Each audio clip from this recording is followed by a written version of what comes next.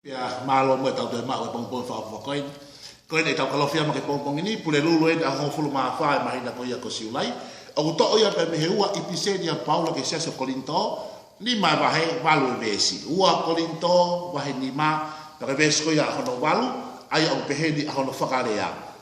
o ko loto lahi o ko loto to a ka pau te hiki pe me mo uidi ko no fakata ia pe mo eiki te fa sia ua Korinto vai ni ma vesi valu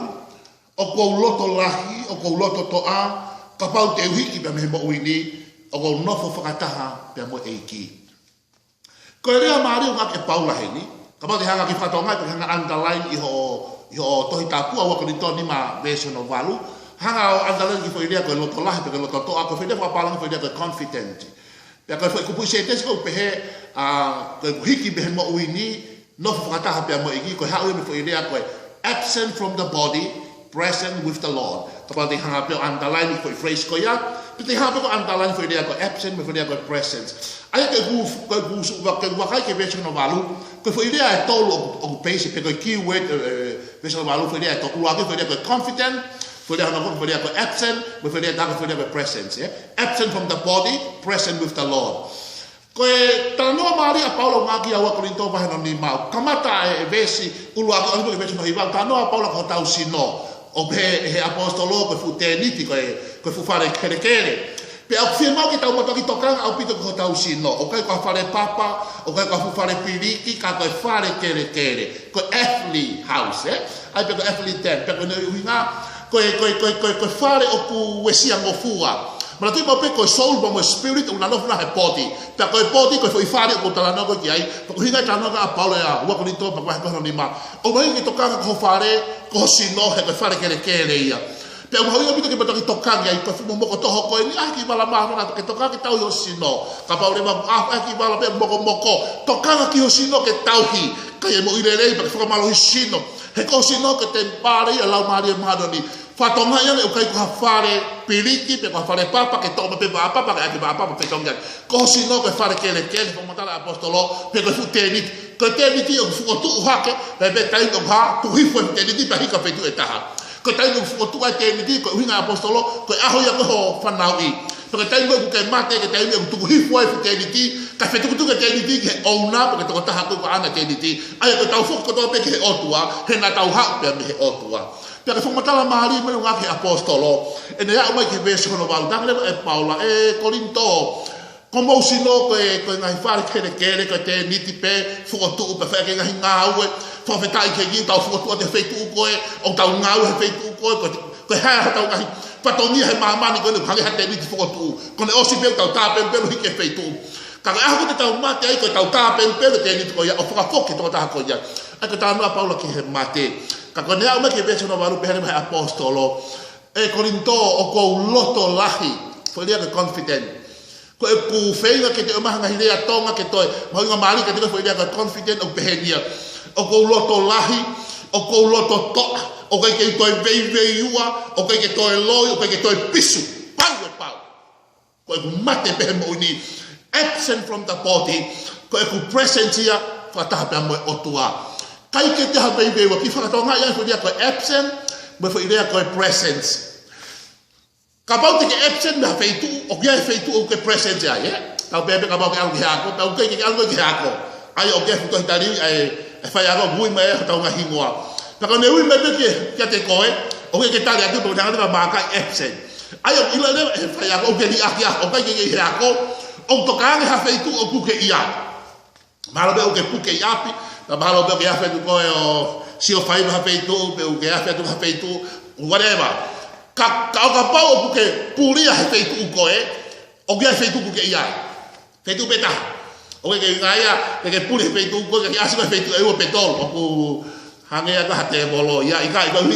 ko puri be ta pe o ke ia ke lo o ke puri he lo tu al ma hilo le o ke feito ke ia o ngaya fe kau ko absent be ha feito o que é feito ia somewhere o que presence ko ya tanga ba e Paulo e Korinto ko e absent be mo ni o hinga Paulo ke absent ko mate ko puri be mo ni tama e Paulo Korinto pau ko foi dia confident ia o que toi vei o que toi pi tama he ni ke te au to ku ko heba ni moheri o toki mahino pe ai fai toka to kua ko lau a himi puna ke ko si ana ko fai fononga e mo e mate ka ka hake me fai toka pe puna ke tai loa ana pe o toki mahino pe he ban mo he i tu fai toka i kai o te ki tawa usia e fonua o ta ulo pe ba man hono fua te ke puna pe ko ke tai loa ke unknown he na ke os unknown pe ko i maman ka ba te ke ilo pe ko i maman o ko pau ka hau ya pau ka hau tamai palo kai ke to fihi au o kai ke to be ua ko pau kai ke to lo ke to pau confident ko absent pe mo wini ko e ku presence ia e lo tonga ko e otua ko e ke te ko e fe ke te ko a ho ko pau te ke absent he mo wini tau pe ke pulia le mo tau pe ke mate mo wini ko fe tu te ke present ko fe tu te ke ia hua pe tu kai pe te ke he van te ke present he van ko fe tu e taha ko he ni o hua pe kai ke tol kai ke fa kai ke lima kai ke fula ke fihi o hua pe ko absent pe mo wini ko kui pe mo wini ko mate pe ko pulia ko absent e to tali e si ko ke absent e to tali e family absent apinga we absent ko ke si mate ko pulia ko absent pe body e ia e fe tu te ke presence ia hua pe eternity ko fe tu o ko mo uita ngata mo fe tu ko mate ta ngata mo ui mo mate kana te eti me fe ke ta ngata mo ui ta ngata mate ta ngata pa ko hinga ngaya a hebani mo heri ke mo uita ngata mate ngata ko hinga ke faka poto he mo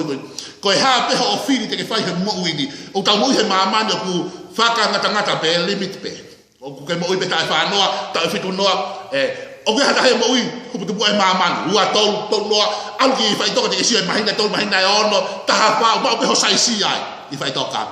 o ta mo ui he mama ni ha faka ngata pe ko eternity o ta ngata ko eternity o ta ngata pana mai ka da ke ko ko ta ne le ai ta ka i loi mama ni pe he ka ba o ke fi al ki heri ta tu mau o la ke te fai ha me ka to fo no ka ki heri tai bidi lo ma tolu wa tolu ko ta fai hala ko to ape pa ta to bu fa ma lo me o tua lo ma lo wa tolu ka ta to yang hala ko ha ko mate ka pa o ke fi al ki heri ta tu mau o la ke te fai ha me he ko ke lo to ga lu hanga tonte ko ki heri fa no me ka dal ka te ko pe ka pa o ke fi al ki he ban ke mo ta ngata you must do something right now ko pa o ke fai ko me ha me te fai ko pa o ke fa to mala pe ta dia sisu ko eiki na mo fa mo o ko ka o siasi o kai ko ha la kanga o kai ko fai hanga le lei ka le lahi e ku tangi ka le fai ku ngai la e tai aula pe ia ke fu fu hia ko ta si su ka lai si ko ia ko tai ke ha we pe tu lolo pe talia si su ko e mo fa mo o kai ke tu a ke te ko ha sias ko ke tu a ke te ko ha to ka te ni o ko me ale lei pe ia ka ko si su ki o mo wi te ke re fa ta le apostola o ko confident o ko loto lahi o kai ko confident ya ke algo he ba ni ka pe wa la kan o kai ko confident ko mate ba mani absent ni ke present with the Lord ke pe o ke ka sia to ka te no way o ke confident ke absent from the body and present with the Lord why because na ya aho na ke saben na ke tulolo ho mo wi na ke fa tomala ko ngato liliu ko liliu ho atamai ko liliu ho loto ko liliu ho to mo wi liliu na ilo ko he to la ho ani mo ko hini ko tai na tu lolo to repent and change ho mo wi o fa tonga le ka kai ho atamai gloria o me na o to ke de ko ka pa de ke mate mo wi ni te ke absent mo ni fe tu te ke presence ki ai ko ta mo no ia a ho ni o ke ho fa mali tu lolo ke tale sisu ko e na mo fa le ho ba mo o tua pa no ke mo ke ki ke foki ko fa ke te ko ke to foki mai he's a God of restoration ko o tua ia is a God of second chance ha ke o tua ke tu lolo te ke ose o tua ia pe mo ko o tua ko te fa mali ke te ko ke ta fi ke te ia ta ho ba a te ke absent from the body te ke mate pe ke puri ai ta re fa ta ha me apostolo o ta loto lahi o ta loto to a o pau e pau ke to loi ke to pis ke to fi hiti be me mo ini absent from the body o present with the Lord ko hingoa ko misi he to tali i mama ni ko hingoa ko buia to ko ia ko ke to tali me absent he to tali e family bo sia si be pondua hingoa ta tau e buia te he mali a hingoa ko e tali mai ko awe ne he absent he mo ini Koe presence ia with the Lord. Tau loto. E tamai, loto ia ke awhiona ke tau pekina hau kakai. Pe tō mo ke mautokanga ke fusino whare kere koe, ko te pare awhiona. Ia koe te eniti pe whotu upe te holoke. Loto ke te koe o tō ke hamo ui, te ke veiveiu au veiveiu o tai pāu. Pe koe ose ai mo ui ni pe aluki whe. Manu ia me mau i heni, o tua, mau tungulolo, pe mau tare awhiona, ko egi me whakamo ui. Tau pekina toko taha katoa pe. Absent from the body,